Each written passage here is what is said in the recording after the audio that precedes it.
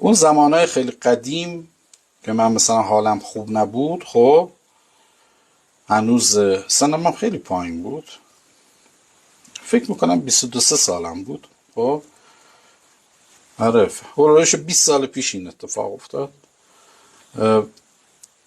یه نفر به من گفت، یه استادی بود به من گفت که اگه میخوای مثلا خوب بشی اعلام کن.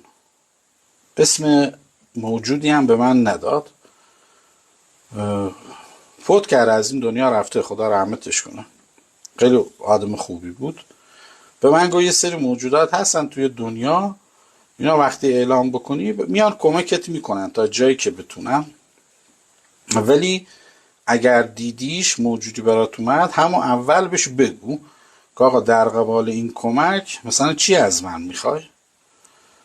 من یک بار این کار کردم، اعلام کردم و یه موجودی اومد. موجودی هم که اومد مثلا از دنیای تاریکی بود، موجود نورانی نبود، از دنیای تاریکی بود. و وقتی اومدش بهم گفت من نمیتونم بهت کمکی بکنم، میتونم مثلا الان خونه تو یه پاکسازی کنم، اینا رو همه خونه بندازم بیرون و این چیزا، ولی اتصال و اتصالاتی که بهت زدن رو نمیتونم قطع کنم، اینا اصول خودشو داره.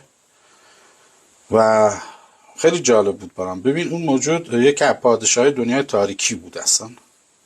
برگشت به من گفت تا جایی که میتونی احتیاط کن و سمت اصلا دنیای تاریکی نرو. و رفتش.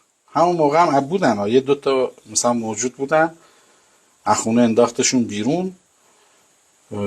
مثلا گفت تا یه 10-15 روز خوب هستی، ولی باز دوباره عزتی شروع میشه و هر چیز اصول خودشه داره. اینجوری نیست من بیام موجودی که بهت واسه بزنمش بکشمش و بینش ببرم.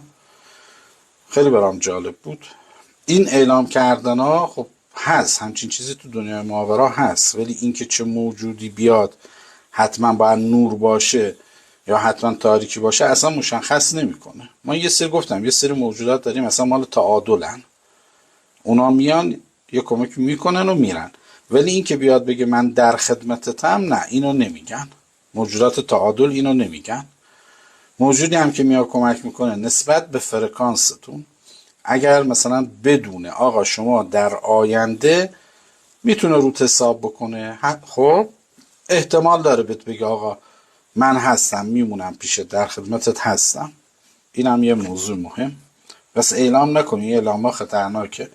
اکثر کسایی هم که اعلام میکنن همین بحث فرشتگان دیگه که گرفتار هستن. مثلا طرف فکر میکنه فرشته اومده براش، حالا شما دیدی و اینم چون موجود بزرگی بوده سری خواسته تکلیف خودش رو روشن کنه که بمونه یا نمونه. موجوداتی که جاگاه و مقام دارن زیاد خودشون علاف کسی نمیکنن.